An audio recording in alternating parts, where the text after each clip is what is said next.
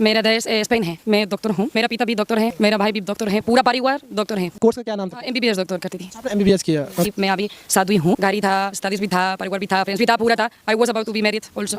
शादी भी फिक्स हो गई थी? फिक्स हो गया, यस। 1 महीना पहले मेरी शादी से मैं पूरा छोड़ दिया। पिता पपी बहुत गुस्सा है। गुस्सा है पापा? बिल्कुल।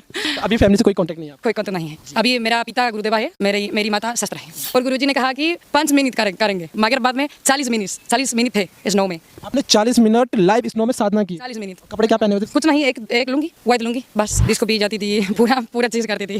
ड्रिंक की कभी? ड्रिंक ही, क्योंकि स्पेन में और यूरोप में ड्रिंकिंग बहुत नॉर्मल है। नॉनवेज? नॉन वेज भी खाती थी। स्पेन जाने का मन तो नहीं करता वापस उस लाइफ में? नहीं, मैं बहुत खुश हूँ इंडिया में, भारत में। हम बिल्कुल तंत्र करते हैं, पूजा तंत्र है, हवन तंत्र है, आरती तंत्र है। तंत्र क्या मतलब? कनेक्शन गॉड के साथ। जय हिंद, वंदे मातरम। दोस्तों, मित्रों, भाई और बहनों, आज की वीडियो में आपका बहुत बहुत स्वागत है। और आज का जो वीडियो है वो मैं लेकर आया हूँ प्राइम इंडिया यूट्यूब चैनल से। और जो वीडियो का टॉपिक है कि स्पेन की जो डॉक्टर है, शादी के मंडप से भागकर ऋषिकेश में बनी साध्वी, और ये सनातन धर्म का प्रचार प्रसार करती हैं और भारत में ही रहती हैं। और इनको स्पिरिचुअल लाइफ बहुत अच्छी लगती है। अच्छी खासी डॉक्टर की डिग्री थी, अच्छा खासा प्रोफेशन था, पैसा धन दौलत खूब थी, कोई कमी नहीं थी परिवार में। सब कुछ होते हुए भी इन्होंने ये स्पिरिचुअल लाइफ चुनी है। तो आइए सुनते हैं इस पॉडकास्ट को। और इस पॉडकास्ट के सुनने के बाद जो मैं अपने व्यू है, अपने विचार है, वो डिटेल में बताऊंगा वीडियो के एंड में। तो वीडियो पूरा जो देखेगा, चैनल अगर सब्सक्राइब नहीं करा है दोस्तों, मित्रों, भाई और बहनों, तो जरूर कर लीजिए। स्पेन से माता जी है, मम्मी पापा दोनों इनके डॉक्टर थे। और इंटरव्यू के बीच में पता लगा कि माता जी ने भी एमबीबीएस की पढ़ाई की है और ये डॉक्टर भी बन चुकी थी। और साथ ही साथ जस्ट 1 महीने बाद इनकी शादी होने वाली थी। शादी की सारी तैयारी हो चुकी थी, शादी फिक्स थी। और ये सब कुछ छोड़ के अचानक इनके दिमाग में आया, यार कि मेरे पास सब कुछ है, पैसा है, घर है, गाड़ी है, सब चीज़ है, पर वो कुछ इंपॉर्टेंट चीज़ मिसिंग है। फिर अपने गुरुजी से बात की और फिर ये भारत चले आए। फिर उन्होंने यहाँ पे दीक्षा ली है। अभी ये साध्वी बन चुकी है भारत में। हिंदी बहुत अच्छा बोलती है और इनकी लाइफ ना काफ़ी इंटरेस्टिंग रही है, अमेजिंग जर्नी रही है। सनातन धर्म का प्रचार करती है पूरी दुनिया में। तो ये सारी चीज़ें हमने इनके साथ पॉडकास्ट में बात की। तो चलिए अब शुरू करते हैं। हरिओम। हरिओम। क्या नाम है आपका? मेरा नाम स्वतंत्र चैतन्य है। और आप किस देश से हैं? मेरा देश स्पेन है। आप स्पेन से है। तो माता जी, सबसे पहले जो सबसे इंटरेस्टिंग, जो सबसे अट्रैक्ट मुझे कर रहा है, that is your dress, your whole getup. आपने पीले रंग के कपड़े पहने हुए, रुद्राक्ष की माला आपके गले में 2-2 3-3 है, एक और भी माला है, और तिलक भी आपने पहन रखा है। और एक स्पेन की लड़की को आमतौर पे हम नहीं देखते इस गेटअप में। तो थोड़ा इस गेटअप के बारे में बताइए कि ये कपड़े क्यों पहनते हो आप, कब शुरू किया पहनना, इन चीज़ में थोड़ा बताइए। अभी मेरे पास ये कपड़ा है क्योंकि 7 साल से मैं नैष्ठिक दीक्षा करती थी गुरुदेवा के साथ। मतलब कि मैं अभी साध्वी हूँ। और मैं कौन सी दीक्षा? नैष्ठिक ब्रह्मचार्य। आप ब्रह्मचार्य है या साधु ही है या दोनों ही है? साधु के इनसाइड में अलग अलग अधिकारा है। तो और अभी मेरी अधिकारा ब्रह्मचारिणी है। अभी आप ब्रह्मचारिणी है। पक्का व्रत नहीं है। मतलब कि 1 साल 2 साल के बाद में आप चेंज करना चाहिए, परिवर्तन करना चाहिए, तो बिल्कुल प्रॉब्लम नहीं है। आप वापस जाऊंगा और वापस उस लाइफ में शिफ्ट हो सकते हैं। अभी आप उस फेज में हैं। हाँ। If you don't mind, can you share your age when you come into this path? जब आप इस मार्ग पे आए तो क्या उम्र है? हाँ, अभी मैं 45 साल हूँ, 45 साल हूँ। और मैं 23 इयर्स ओल्ड मैं धर्म अमराज करती थी। एक तरह से 23 साल की उम्र में आपने सारा भौतिक सुख वाला जीवन त्याग के आप आध्यात्मिक जीवन में आ गए। राइट। 23 साल की उम्र में आपको कैसे लगा कि मुझे एक सन्यासी बनना चाहिए? क्या चीज़ें थी वो जिन्होंने आपको मोटिवेट किया to come on this path? Tell me something about this. मैं पूरा स्टडीज करती थी। मैं डॉक्टर हूँ। आप डॉक्टर हैं? डॉक्टर हूँ, हाँ। मतलब आपने डॉक्टर अब यहाँ पर ना थोड़ा सा एज को लेकर थोड़ा सा डाउट मुझे भी हुआ। इन्होंने हिंदी में तो बोला मुझे 45 साल है, लेकिन इंग्लिश में 35 बोला शायद, मुझे लगता है। और इनका देखकर मुझे ये भी लगता है कि ऐसा है, हाँ 35 हो सकता है। 45 उन्होंने 45 साल बोला, 45 हिंदी में, लेकिन इंग्लिश में इन्होंने 35 बोला, 35। तो शायद 35 है, क्योंकि हिंदी इनकी इतनी अच्छी नहीं है, तो हम इंग्लिश वाली जो है वही सही मानेंगे कि इनकी उम्र 35 साल के आसपास है। की पढ़ाई की है, कहाँ से की, मतलब डॉक्टर के बारे में थोड़ा बताइए। मैं पूरा स्टडीज मद्रिद में करती थी। मैं स्पेन कैपिटल 5 साल, ड्यूरिंग 5 साल में पूरा स्टडीज करती थी। क्योंकि मेरा पिता भी डॉक्टर है, मेरा भाई भी डॉक्टर है, पूरा परिवार डॉक्टर है। पूरा परिवार डॉक्टर का था। आपने कोर्स का क्या नाम था? एमबीबीएस और कुछ क्या नाम था? MBBS डॉक्टर करती थी। आपने एमबीबीएस किया, किस चीज़ के डॉक्टर? मैं जनरल डॉक्टर करती थी और बाद में मैं स्पेशलाइजेशन भी करती थी, हेड और नेक। ये एरिया में। अच्छा, मतलब ये इस क्योंकि area का मेरा आप पिता स्पेशलिस्ट थे। हाँ स्पेशली थी क्योंकि मेरा पिता स्टोमेटोलॉजिस्ट था, मतलब कि मैक्सिलोफेशियल जानता है आपको, ये पूरा एरिया स्पेशलाइज करते थे, पूरा परिवार। आपने 5 साल एमबीबीएस किया, आप डॉक्टर बने, फिर आप साध्वी की जिंदगी में आए। तो डॉक्टर बनने के बाद साध्वी, इस बारे में थोड़ा बताइए, कैसे आप साध्वी बने? क्योंकि मेरी माता भी साधु हैं अभी। वहाँ भी साध्वी थी? हाँ सन्यासी है, मगर अभी मेरे पास कांटेक्ट नहीं है क्योंकि बिल्कुल मेरे पास मेरा मार्ग है और मेरे माता अलग अलग मार्ग भी हैं। तो ये इसीलिए मेरे पास प्रारब्ध कर्म है, क्योंकि कब मैं छोटी थी मैं मंदिर आती थी मम्मी के साथ और पूरा वीकेंड में हवन भी करती थी, परफॉर्मेंस करती थी। तो बाद में स्टडीज़ की बात में मैं डिसाइड की ठीक है अभी मेरे पास बिल्कुल मटेरियल लाइफ फुलफिल है, मतलब कि गाड़ी था, स्टडीज़ भी था, परिवार भी था, फ्रेंड्स भी था, पूरा था। I was about to be married also, मगर मैं about to marriage but you didn't get? I didn't, क्योंकि 1 महीना पहले मेरी शादी से मैं पूरा छोड़ दिया। शादी भी फिक्स हो गई थी? फिक्स हुए थे, यस। तो आपने लास्ट टाइम पे शादी छोड़ के संन्यास? हाँ, क्योंकि कब मैं पूरा स्टडीज़ ख़त्म होती थी तो मैं गुरुदेव के साथ कुछ समय थी और मैं सोचती थी कि मेरे पास सब थी, आई वो सेइंग, मगर कुछ बहुत ज़रूरी चीज़ नहीं था। मैं बहुत मिस करती थी कि स्पिरिचुअलिटी, मतलब मैं कौन हूँ, क्या होगा कल, क्यों मैं ये दुनिया में हूँ ना, बहुत क्वेश्चन आपके माइंड? हाँ, तो ये सब बात में मैं कुछ गुरुदेवा बोलती थी। गुरुदेवा बहुत बार बोलते थे कि ये ज़िंदगी आपके लिए नहीं है, क्योंकि आपके पास पैसे भी है, परिवार भी है, तो क्यों।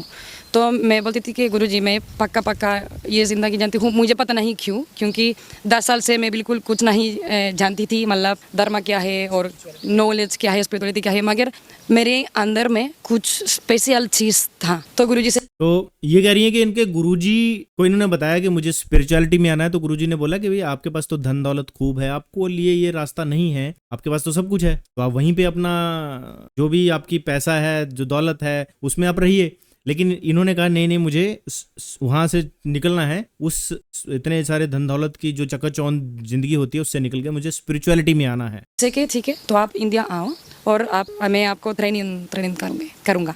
इस तरह से आपकी स्पिरिचुअल जर्नी शुरू हुई। एज यू टोल्ड दैट कि आपकी मम्मी पापा के साथ अभी कोई संबंध कांटेक्ट नहीं है? नो, बिल्कुल नहीं है, क्योंकि अभी मेरी पपी बहुत गुस्सा है। गुस्सा है पापा? बिल्कुल, इस बात को लेकर बहुत गुस्सा है, क्योंकि मेरा पिता क्रिश्चियन है और मेरी माँ भी हिंदू है। तो पहले क्या हुआ कि मेरी माता हिंदू बनिया, तो बिल्कुल पपी गुस्सा था। पापा पहले मम्मी से गुस्सा था? पापा क्रिश्चियन है तो गुस्सा होंगे ही, जाहिर सी बात है। जो क्रिश्चियनिटी में लोग हैं वो कभी भी नहीं चाहेंगे कि कोई दूसरे उसमें जाए, और खासकर ये तो धर्म को समझने के लिए आई हैं, और इनके मन में जो धर्म को समझने के लिए जो प्रश्न थे वो उनको लगा कि सनातन धर्म में ही उनको वो प्रश्न मिलेंगे, इसलिए वो स्पिरिचुअलिटी ढूंढने के लिए सनातन धर्म में आई। और मैं बाद में पूरा स्टडीज करती थी और मेरा पिता बहुत खुश था, क्योंकि आप डॉक्टर भी होगा, पूरा ट्रेडिशन फॉलो करती ही, बहुत अच्छा।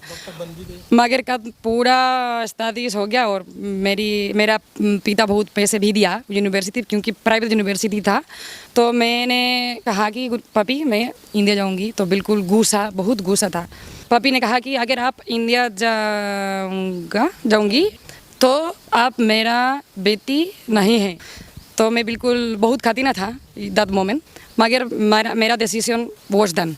तो कि 2 साल बाद में गुरुजी ने कहा कि आप वापस जाना, तो आप पापा और भाई के साथ भाई से बात करना और कोशिश करना कि पूरा अच्छा होगा, तो क्योंकि और बेहतर है ना, अगर परिवार के साथ रिलेशन पॉजिटिव है तो बिल्कुल और अच्छा है। मगर नहीं, पापी स्टिल बहुत गुस्सा था। आप गए थे फिर पापा से मिलने? मैं गए थे क्योंकि गुरुजी आदेश दिया, क्योंकि गुरुजी ने कहा कि मुझे नहीं चाहिए, प्लीज़ गुरुजी से कि जो गो। तो मैं बिल्कुल जाती थी और मैं बिल्कुल कोशिश करती थी, मगर स्टिल मुमकिन नहीं है। मगर मेरे के लिए ये बहुत पॉजिटिव चीज़ है, क्योंकि मैं सन्यासी हूँ।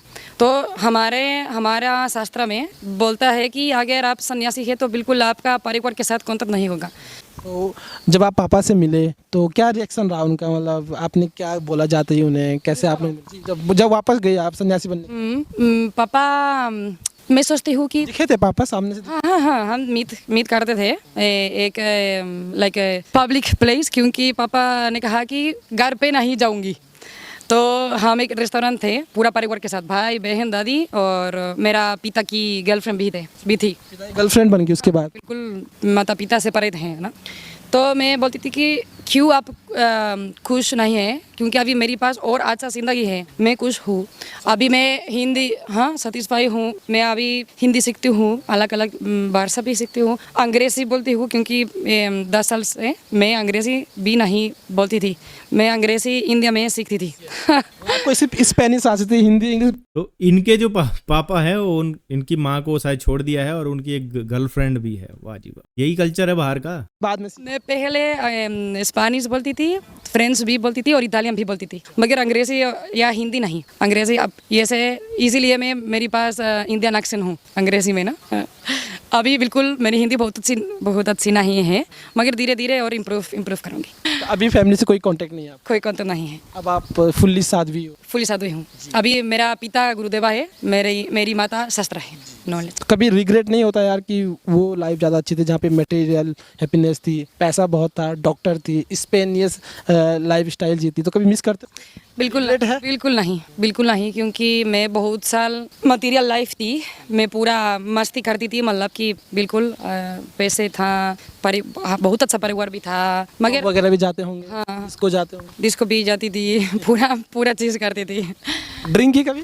ड्रिंक ही, क्योंकि स्पेन में और यूरोप में ड्रिंकिंग बहुत नॉर्मल है, मतलब कि पूरा लोग ड्रिंक करते थे। Non veg? नॉन वेज भी करती थी, क्योंकि 11 से 16 मैं पापी के साथ थी और मैं बिल्कुल छोटी थी, तो मेरे पास ऑप्शन नहीं था। उस समय खूब इंजॉय? हाँ, एंजॉय मुझे पता, क्योंकि सो कोल्ड इंजॉय कैसे? वेज मेरे के लिए एंजॉय नहीं है। और दैट टाइम में, क्योंकि मैं पहले मामी के साथ थी, तो 0 साल से 11 साल में नॉन वेज नहीं खाई। तो ये से टाइम बहुत कठिन था पापी के साथ, क्योंकि पापी ने कहा कि अब नॉन वेज खाऊंगा, मुझे पापा ने कहा, और मुझे नहीं चाहती थी, तो बिल्कुल एंजॉय नहीं था, वेरी डिफिकल्ट। और जो आप ये कपड़े आपने पहने हैं, जब आप इंडिया से बाहर जाते हो तो सेम ड्रेसअप में रहते हो या चेंज कर देते हो?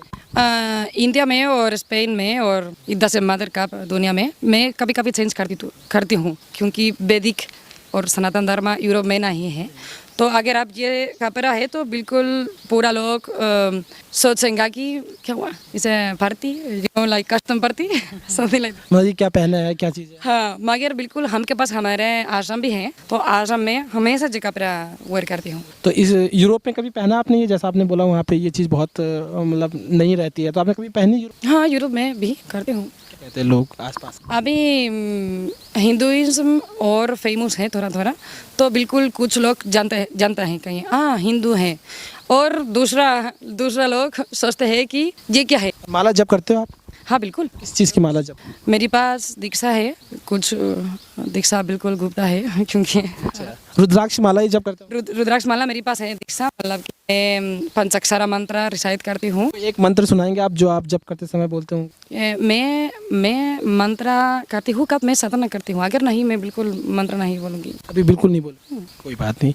तो आप यज्ञ वगैरह भी सब चीज़ करते हैं? ये शो होगा और मैं शो नहीं करती हूँ, मैं बिल्कुल ये बेसिकली क्या है कि जो मंत्र गुरुजी ने इनको बोला है जप करने को, ये पब्लिक में उसको नहीं बताना चाहते। ठीक है, इनकी मर्जी है। क्या साधना प्रैक्टिस करती हूँ। मैंने आपकी कुछ फोटोज देखी। अगर आप एक दिन हमारा साधना ज्वाइन करना चाहिए, बिल्कुल स्वागत है। कब होता है आपका साधना? हम रोज सुबह 5:30 बजे हम साधना करते हैं, और शाम को भी साधना होती? शाम को में हम हनुमान आरती प्रैक्टिस करते हैं। तो आप हनुमान जी की आरती भी करते हैं? कोई आरती सुना दीजिए। नो आरती नहीं, नो मंत्र? मैं आरती सीन करती हूँ, कब मैं आरती करती हूँ, अगर नहीं बिल्कुल नहीं। मगर आज 6:30 बजे आरती होगा, बिल्कुल स्वागत है। आज तो पॉसिबल नहीं है, लेकिन एक दिन हम जरूर आएंगे 7:30 बजे शाम को। राइट। स्पेन जाने का मन तो नहीं करता वापस उस लाइफ में? नहीं। You are very happy? मैं बहुत खुश हूँ इंडिया में, भारत में। अभी मैं आपकी इंस्टाग्राम प्रोफाइल विजिट की थी बिफोर कमिंग हियर, वहाँ से मैंने कुछ पोस्टों पे ऑब्जर्व किया, कुछ पोस्ट में दिखे जो कि मुझे लगा कि उन पे हम डिस्कस कर सकते हैं। पहली पोस्ट थी कि आप कहीं बीच पे थे, आप सेम कपड़ों में थे, आप शिव जी के बारे में बात कर रहे थे। आपको याद है वो पोस्ट? आप कहीं बीच पे थे, महीना पहले ना। अब वो एग्जैक्टली मुझे नहीं पता, लेकिन आप थे कहीं बीच पे सेम कपड़ों में। आप ये आमतौर पे बीच पे लोग ऐसे कपड़े नहीं पहनते हैं, ज़्यादातर जो फॉरेनर होते हैं वो तो बिकनी वगैरह पहनते हैं, राइट? बट आप विदेश बीच में जाके पीले कपड़ों के साथ, यही माला के साथ, और किस चीज़ की बात कर रहे थे? शिव जी की बात। तो इस बारे में थोड़ा बताइए कि आप बाहर भी यही सब चीज़ें करते हो, बीच पे ये कैसे किया, और लोग इंटरेस्ट लेते हैं इसमें जो आसपास के लोग हैं कि हैं बीच पे तो बिल्कुल ऐसे कपड़ों में कैसे आ गया कोई? ये दिन बहुत इंटरेस्टिंग था क्योंकि ये छोटा वीडियो के बाद में 2-3 लोग पूछते थे कि आप कौन है, क्या करता है। तो मेरे गुरुदेव हमेशा बोलते हैं कि हमारे ज़िंदगी में पूरा साइंबल है, मतलब कि ये कपड़ा भी एक साइंबल है। क्योंकि अगर मैं चेंज करती हूँ, पिजामा वेयर करती हूँ, मेरी दिमाग सेम होगा, तो मतलब कि कुछ नहीं चेंज करूँगा। मगर ये लोग के लिए इसी है, मतलब कि साधु हैं। तो वेस्टर्न कंट्रीज भी ये कपड़ा कभी सिंबल भी है। सिंबल है सनातनी होने का, साध्वी होने का, ये कपड़ा वेस्टर्न कंट्रीज में। तो वो बीच पे कहाँ थे आप पहले? ये साउथ स्पेन में हमारे आश्रम के पास। हाँ, वहाँ पे और भी जो नॉर्मल लोग होते हैं, डिवोटीज, वो भी थे? जो नॉन डिवोटी है वो भी थे वहाँ? हाँ बिल्कुल। वो आपके पास पब्लिक बीच था। मैं अकेली थी एक और स्वामी जी के साथ, क्योंकि मैं स्वामी जी ने कहा कि ये बीच बहुत सुंदर है, मैं एक वीडियो बनाना चाहती हूँ, वेरी डिफिकल्ट, चाहती हूँ। तो स्वामी जी मेरी के साथ आते थे तो हम वीडियो करते थे, और बाद में कुछ लोग थे, नॉर्मल लोग थे, वो उनके पूछे कौन है, क्या करते हैं। आपने बताया इस सब चीज़ के बारे में? हाँ बिल्कुल। और अभी हमके पास एक आश्रम भी है और हम पूरा सनातन धर्म प्रचार करते हैं, बिल्कुल। एक पोस्ट मैंने आपकी और देखी, आप कहीं बर्फ में थे जहाँ स्नोफॉल हो रही थी।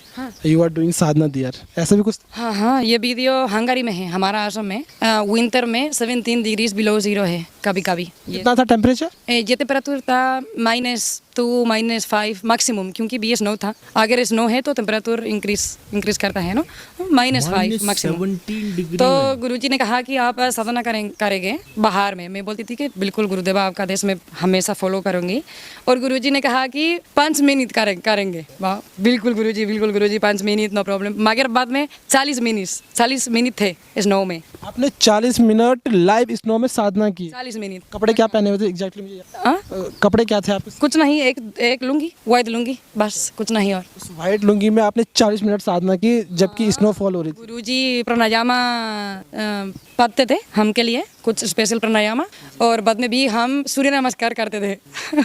तो ठंड नहीं लगी? मतलब ठंड था। और मैं आपको फुल वीडियो भेजूंगी क्योंकि इंस्टाग्राम में बहुत छोटा वीडियो है, मगर ये लंबा वीडियो में आप देखूंगा कि कभी हम ब्रीदिंग मुमकिन नहीं है, क्योंकि बिल्कुल बहुत ठंडा था, बहुत ज़्यादा। हाँ। दोस्तों आप स्क्रीन पे वीडियो देखिए किस प्रकार से ये -5 की डिग्री में 40 मिनट तक बर्फ में। एक्जैक्टली। तो उसके बाद जब आपकी साधना पूरी हुई तो कुछ? उसके बाद बहुत कठिन भी था, क्योंकि आश्रम के इनसाइड बहुत गर्म था। तो ये कॉन्ट्रास्ट एकदम मतलब mismatch. Yes, it was very painful। तो 40 मिनट के बाद में पहले हम तनम थे, मतलब कि क्वाइट नो स्टिल थे। स्थिर। यस, सो स्थिर बिल्कुल मुमकिन प्रॉब्लम नहीं है, क्योंकि आपका गर्मी आपके साथ है। मगर बाद में गुरुजी ने कहा कि आप मूव कर दो, सूर्य नमस्कार कर दो। तो ये मोमेंट में बिल्कुल प्रॉब्लम था, क्योंकि पूरा ठंडा हमारा शरीर था, और बाद में मेरा शरीर पूरा ब्लू नीला था, और कब मैं इनसाइड आती थी बिल्कुल बहुत पेनफुल था। मैं फील करती थी कि जैसे nails were in my body. एक और पोस्ट मैंने देखी है जहाँ पे आप यज्ञ कर रहे हैं। जी, ऐसे तो बहुत सारी पोस्ट आप यज्ञ करते हुए, तो आप यज्ञ डेली करते हो यज्ञ? हाँ बिल्कुल, रोज करते हैं। क्या बेनिफिट्स है? नॉर्मली हम विश्व शांति होमा करते हैं मोस्टली। विश्व शांति होमा मतलब कि एक होमा है पूरा ह्यूमैनिटी के लिए, शांति मंत्र रिसाइट करते हैं, और भी कुछ ऋग्वेद मंत्र रिसाइट करते हैं, और कभी भी स्पेशल होमा करते हैं, मतलब कि खल भैरवा होमा, ललिता त्रिपुरा सुंदरी होमा, मतंगेश्वरी होमा, अलग अलग। क्योंकि हमारा संप्रदाय स्मर्ता संप्रदाय है, आदि शंकराचार्य से, मतलब कि हम दासानामी भी हैं, सरस्वती दासानामी। तो हम बिल्कुल तंत्र करते हैं, मतलब न्यू एज तंत्र नहीं, मतलब रियल और ओरिजिनल तंत्र, मतलब पूजा। तो जो गुरु शिष्य परंपरा के थ्रू चलता आ रही है, शंकराचार्य जी की गुरु शिष्य परंपरा उन्हीं के थ्रू ये जो एक शंकराचार्य के शिष्य हैं वो इनके गुरु हैं। तो एक मैंने शॉर्ट्स बनाया था जिसमें मैंने कहा था कि गुरु शिष्य परंपरा में जो पीछे से चलती आई गुरु शिष्य परंपरा है जिसमें शिष्य में योग्यता देकर अपने शिष्य को ही गुरु का दर्जा देकर आगे शिक्षा को ट्रांसफर किया जाता है, तो ये सही चीज है। पूजा तंत्र है, हवन तंत्र है, आरती तंत्र है। तंत्र क्या मतलब कनेक्शन गॉड के साथ। अगर आप कुछ करता है भगवान लीन के लिए, ये तंत्र है। एक फोटो थी जिसमें आप गंजे हो रखे थे, आपका मुंडन हो रखा था। हाँ, उसके बारे में थोड़ा बताइए। मैं 7 साल मुंडन थी। 7 साल तक आप गंजे थे? अभी 2 साल से मेरे पास लंबे हेयर है, क्योंकि गुरु अभी आपका सदना चेंज करूंगा तो भी आपका, क्योंकि ये स्टाइल नहीं है, इनफैक्ट ये कंफर्टेबल नहीं है। जो आप 7 साल तक गंजे रहे थे वो कोई साधना थी या आपका सिर्फ कंफर्ट जोन में रहने के लिए वो सब चीजें थी? मुंडन के साथ वो कोई साधना थी आपकी, कोई तपस्या थी? हाँ, तपस्या बिल्कुल थी। और क्योंकि हम के पास अटैचमेंट है हमारा फिजिकल शरीर के साथ नो, क्योंकि पूरा लोग चाहते हैं सुंदर नो, लाइक मैं बीन ब्यूटीफुल, तो बिल्कुल हम के पास अटैचमेंट है ब्यूटीफुलनेस के साथ। तो एक जरूरी है कि अगर आप सन्यासी हैं तो बिल्कुल कोई नहीं होगा, कोई अटैचमेंट नहीं होगा। तो मैं पहले वेरी लॉन्ग हेयर थी, ब्यूटीफुल थिंग्स, बहुत अच्छा कपड़ा भी थी। तो ये ट्रांजिशन बहुत ज़रूरी था, क्योंकि 7 साल से मैं कुछ नहीं थी। तो मेरा हाउ यू से मनोविज्ञान साइकोलॉजी मेरा साइकोलॉजी के लिए बहुत ज़रूरी थी, क्योंकि अभी बिल्कुल मेरे पास ये है ना हेयर, कभी कभी मैं भी पेंट करती हूँ, मगर मेरे पास अटैचमेंट नहीं है। तो माता जी आप तिलक भी पहनते हो राइट? इस तिलक के बारे में थोड़ा बताइए, क्या चीज़ है, इसे क्या मानिए जाए? मालूम हमके पास ये तिलक है, क्योंकि हमारा ट्रेडिशन भी थोड़ा थोड़ा मिक्स है। ये तिलक इज कनेक्टेड हनुमान के साथ। ये मतलब कि हम हनुमान भक्त तो हैं हमारे आश्रम में, मगर और इसीलिए मतलब सेवा सर्विस, मतलब कि क्योंकि मेरे पास ये तिलक है मैं बिल्कुल सेवा करूँगी। अगर कुछ लोग आते हैं और माता पूछते हैं, मैं बिल्कुल बिल्कुल बिल्कुल मदद करूँगी। और भी क्या है, शक्ति भी है, क्योंकि हमारा फूल तिलक इसीलिए ना ये से नहीं है त्रिगुण, सत्व, राजस, तमस और मिडल में सेरसाई और शक्ति भी है। क्या मतलब उस तिलक? ये जो आपकी तीन तो शिवा इस्त तिलक, 3 तिलक 3 राउंड तो ऐसे के 3 लाइन और 1 लाइन ऐसी, तो इसका क्या मतलब? ये मतलब त्रिकुंड भी कि बोलते त्रिगुण हैं। है। हमके पास ये मटीरियल दुनिया है, तो ये मटीरियल प्रकृति से पहले कुछ नहीं था, वाइब्रेशन था। ये वाइब्रेशन क्या था? ओम से बाद में 3 और प्राइमोर्डियल वाइब्रेशन है। सत्व मतलब बैलेंस, मध्य में। बाद में राजस मतलब बहुत एक्टिविटी। और हाँ, और तमस मतलब डेथ, मृत्यु, मतलब कि बहुत शक्ति नहीं है, बहुत धीरे धीरे है ना। तो ये 3 शक्ति है हमारा जिंदगी में, तो इसीलिए तिलक में ये 3 गुण हैं, सत, रज और तमस। राजस, सत्व और तमस। Fourth one? और बाद में 4th वन अलग अलग मीनिंग है। एक मीनिंग क्या है, सेरसाई खुला है, मतलब कि क्योंकि हमके पास कंट्रोल है त्रिगुणा में, तो हमारा स्पिरिचुअल आई खुला है, तो हमके पास अलग अलग दृष्टि है मटेरियल लाइफ से बाहर। आपने 2 लाइफ का अनुभव आपके पास है। द फर्स्ट वन एक जो आपने स्पेन में जी है 23 साल तक, बहुत ग्लैमर लाइफ है ना, आपने सारे एंजॉय वहाँ पे किए हैं। और एक 23 साल के बाद जब आप हिंदू बने, जब आपकी एंट्री हुई स्पिरिचुअल लाइफ में, तो उसके बाद तो आपने वो सारे सुख चैन त्याग दिए थे, वो ग्लैमर लाइफ आपने वहीं छोड़ दी थी। उसके बाद बिल्कुल अलग ज़िंदगी आपकी हो चुकी थी। तो which life is best and why? मेरे के लिए मेरा दूसरा लाइफ बिल्कुल बेहतर है, क्योंकि अभी मेरे पास पूरा है, मेरे पास भी मटीरियल लाइफ है, क्योंकि हमके पास बहुत अच्छा लाइफ है हमारे आश्रम में। मतलब कि मेरे पास बाइक है, मेरे पास बहुत अच्छा कमरा भी है, मेरे पास गुड कपड़ा भी है, मेरे पास भोजन अच्छा भोजन भी है, मतलब कि मेरे पास सब है। और प्लस भी गुरु है, क्योंकि गुरु ब्रह्मा गुरु विष्णु आप बिल्कुल जानते हैं, गुरु सब हैं। क्योंकि गुरु क्या है, गुरु देव द्वार है, इसे हमारा द्वार गॉड के लिए। तो मेरे पास गुरु है, मेरे पास धर्म भी है और मेरे पास संघ भी है। तो मैं पर्सनली ये लाइफ में, सनातन धर्म लाइफ में मेरे पास सब है, तो बिल्कुल ये लाइफ बेहतर है। भारत में या यूँ कहूँ कि सनातन धर्म में गुरु परंपरा चलती है, हर किसी के गुरु होता है, हम उसे मानते हैं और उसके बताए हुए रास्ते पे चलते हैं। क्या स्पेन में भी ऐसा कुछ है? बिल्कुल नहीं, क्योंकि आजकल स्पेन में और वेस्टर्न कंट्रीज में बिल्कुल कुछ परंपरा भी हैं, मगर ओरिजिनली स्पेन से नहीं। क्योंकि कुछ लोग जैसे मेरे गुरुदेव इंडिया में थे, तो अभी स्पेन में परंपरा है, हमारे परंपरा और अलग अलग गुरु बाइस भी है स्पेन में, तो अभी है, क्योंकि ये लोग गुरुदेव और अलग अलग इंडिया में थे, मगर ओरिजिनली स्पेन में ये परंपरा नहीं सिक्स करते हैं। आप दो भगवान को पूछते हैं, एक हनुमान जी को, दूसरा शिव जी को, राइट? ये दो महापुरुष हुए हैं, एक शिव जी, एक हनुमान जी। इन दोनों के बारे में आपके क्या विचार है? बेचारे क्या है, what do you think about this personality? बहुत गुड। शिवा क्या मतलब? शिवा मतलब ज्ञान, नॉलेज। शिवा मतलब ध्यानम, शिवा मतलब धारणम। मतलब कि अगर आप भगवान के साथ लिंक करना चाहिए तो हम शिव जी प्रार्थना करेंगे, तो इसीलिए शिव जी जरूरी है। बाद में हनुमान भी है। हनुमान क्या है? भक्ति, डिवोशन के साथ नहीं कुछ देवता नहीं होगा। अगर आपके पास भक्ति नहीं है तो कुछ नहीं स्पिरिचुअल दुनिया में होगा। तो बिल्कुल हनुमान एक एग्जाम्पल है, क्योंकि हनुमान क्या था? एग्जाम्पल ऑफ सेवा और जोगी भी। और हनुमान जी एक बंदर था। हाँ, बंदर क्या मतलब? दिमाग नो, इसे पागल मतलब कि दिमाग कभी कभी इधर से है, बिल्कुल स्थानम नहीं है।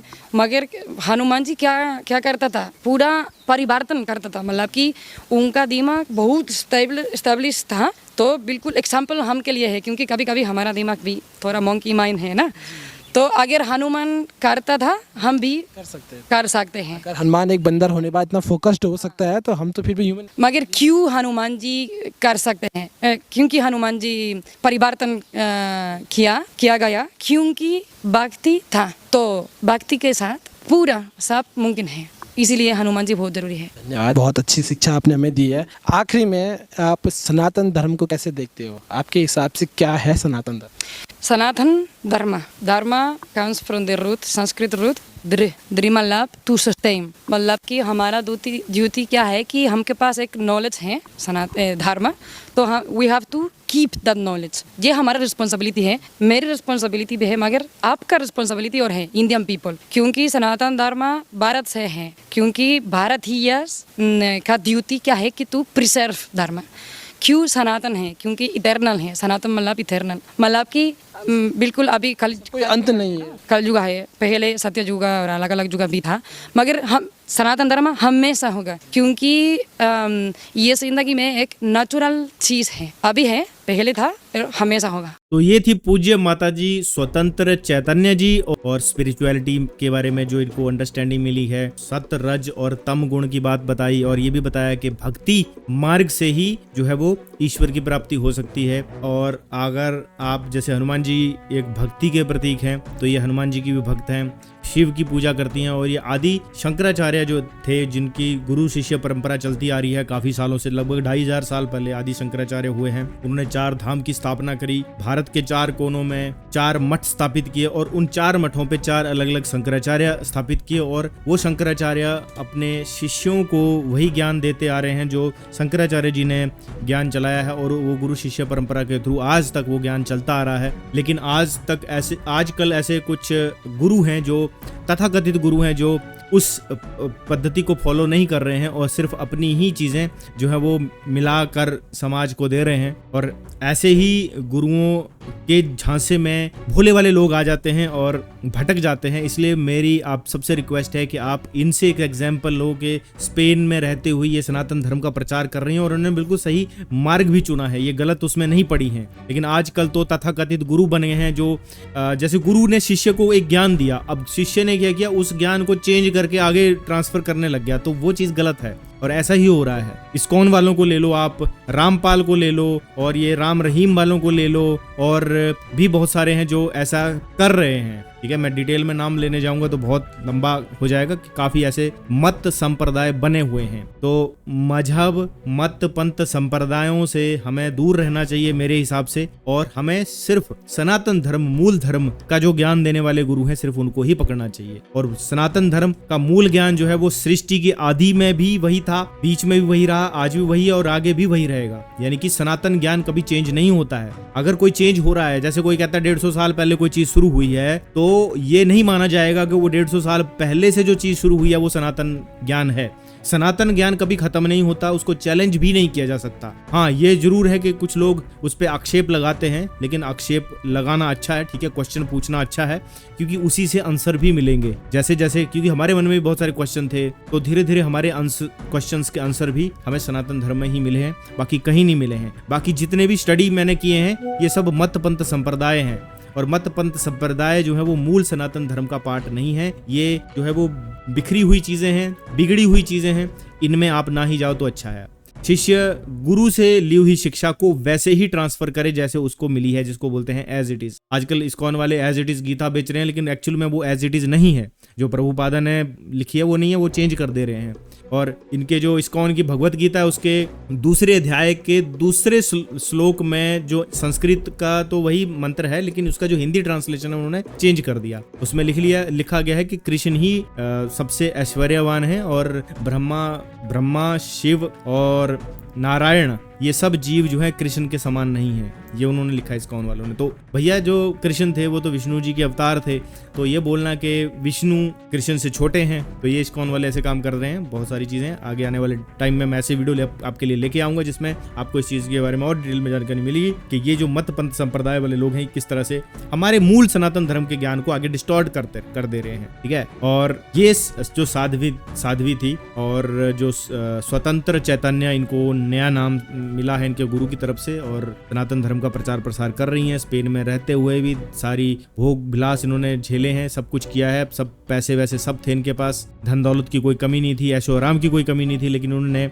एक स्पिरिचुअल लाइफ चुनी है। और आज ये जो लाइफ जी रही हैं उसमें ये पूरी तरह संतुष्ट हैं। वो ही चाहिए, क्योंकि हमें चाहिए क्या? हमें चाहिए सत्य चित आनंद, सच्चिदानंद भगवान की शरण में ही सबको जाना है। इंसान को जो है वो भूख लगती है, इसका प्रमाण है कि खाना है। इंसान को प्यास लगती है, इसका प्रमाण है कि कहीं ना कहीं पानी है। अगर हमारी आंखें हैं तो इसका मतलब कहीं ना कहीं दृश्य है। जो लोग कहते हैं ना मूर्ति पूजा नहीं करनी चाहिए, मूर्तियों में भगवान को नहीं ढूंढना चाहिए, बात बिल्कुल सही है तुम्हारी, लेकिन इस सृष्टि को बनाने वाले ने आंखें दी हैं, और आंखें दी हैं तो दृश्य भी होंगे, फोटो भी बनेंगे, मूर्तियां भी बनेंगी, भावना से बनेंगी, आस्था से बनेंगी। मूर्ति भगवान नहीं है, लेकिन मूर्ति में भी भगवान हो सकता है। नरसिंह के रूप में जब नारायण ने नरसिंह अवतार लिया और हिरण्यकश्यप को यह बताया कि भैया घमंड और अहंकार जो है ठीक नहीं है, तो उसको अहंकार हो गया था, तो खंबा फाड़ के निकले थे। और वहीं से हिंदू सनातनी जो है वो भगवान की अपनी आस्था से मूर्तियां बनाते हैं, उनकी प्राण प्रतिष्ठा करते हैं। बिना प्राण प्रतिष्ठा की मूर्तियां रखना तो नहीं रखनी चाहिए, उनकी प्राण प्रतिष्ठा जरूर होनी चाहिए मूर्तियों की। उनको अपने घरों में प्राण प्रतिष्ठा करके ही रखा जाए, और उसमें आप अपनी भगवान की भावना से जुड़ जाते हो। मूर्ति भगवान नहीं है, लेकिन आपको यह पता है कि भगवान कहीं ना कहीं मेरी इस भावना के अनुरूप ही होंगे। आपके अंदर वो जो कंसंट्रेशन लेवल इंक्रीज होता है, आपके अंदर जो एकाग्रता शक्ति इंक्रीज होती है, वो आपको इस मटेरियल वर्ल्ड से उस स्पिरिचुअल वर्ल्ड में कनेक्ट करती है। और आंखें हैं तो दृश्य है, आपको सुनाई देता है, कान दिए हैं तो यानी कि कहीं ना कहीं साउंड है, कहीं ना कहीं वॉइस है, कहीं ना कहीं जो है वो इस दुनिया में आवाज है, ये प्रमाणित हो जाता है। वैसे ही इंसान को सतचित आनंद भी चाहिए, सुख चाहिए। हर कोई चाहता है कि मैं अमर रहूं, तो अगर आप अमर रहना चाहते हैं तो आपको ये जरूर है कि अगर आपके अंदर वो इच्छा है, इसका मतलब कहीं ना कहीं अमरता है। स्पिरिचुअल वर्ल्ड में नहीं है, लेकिन कहीं ना कहीं इस वर्ल्ड में नहीं है, लेकिन स्पिरिचुअल वर्ल्ड में अमरता है। शरीर के बिना होगी क्या होगी वो वही बता सकते हैं जो वहां पर जिन्होंने एक्सपीरियंस किया है, हमें तो पता नहीं। लेकिन जैसे खाना प्रमाण है इस बात का, आपको भूख लगती है तो खाना इनकी प्रमाण है, प्रमाणित है कि खाना कहीं ना कहीं है, वैसे ही जब आपको इच्छा होती है अमरता की, तो यानी कि कहीं ना कहीं अमरता है। और उसी को हम भगवान कहते हैं, उसी को हम कहते हैं कि वही सच्चिदानंद परम परमेश्वर है जो सबको देखता है। तो इसी के साथ दोस्तों वीडियो समाप्त करता हूँ। उम्मीद करता हूँ आपको इस वीडियो से सनातन धर्म की जानकारी मिली होगी कुछ ना कुछ। बाकी आप खुद भी सर्च कीजिए, चीजों को समझिए, किसी मत पंथ संप्रदाय के चक्कर में मत पड़िए, किसी प्रॉपर गुरु शिष्य परंपरा से ही किसी को गुरु बनाइए। और वो गुरु ऐसा होना चाहिए जो अपने बाद भी एक अपना उत्तराधिकारी रखे, और वो ज्ञान सनातन ज्ञान होना चाहिए। ऐसा ज्ञान नहीं जो शिष्य ने चेंज कर दिया तो वो क्या ज्ञान हो गया। वो शिष्य बड़ा चालाक बना और उसने अपना ज्ञान चेंज करके और चिपका दिया और ये भी बोल दिया कि मैं ही हूँ, बस जो कुछ हूँ मेरा जो है वही मानो बस। ऐसा अपने मजहबों में भी देखा है कि वो आते हैं बोलते हैं बस मेरा ही है, मेरा ही मानो। तो ऐसे नहीं होना चाहिए। अगर ऐसा कहीं है तो वो गलत है। ऐसे लोग लोगों को, समाज को भ्रमित करेंगे। अंधविश्वास में हम सनातनी नहीं पढ़ते हैं, लेकिन चीजों को समझना चाहिए। हर चीज के ऊपर आरोप लगा देना ठीक नहीं है। अभी कुछ लोग श्राद्ध के ऊपर भी आरोप लगाने लग गए थे, अरे ये तो पितरों तक नहीं पहुंचता है ना, पितरों को तो जो आप भोजन दे रहे हो वो नहीं, अरे पितरों को नहीं पहुंच रहा है तो किसी को तो पहुंच रहा है, कोई तो खाना खा रहा है। अब इसमें जो विधर्मी आते हैं कहते हैं ब्राह्मण ही खा रहे हैं, ब्राह्मण को के लिए हम खिला रहे हैं। अरे ब्राह्मणों को मत खिलाओ, किसी जरूरतमंद को खाना खिला दो।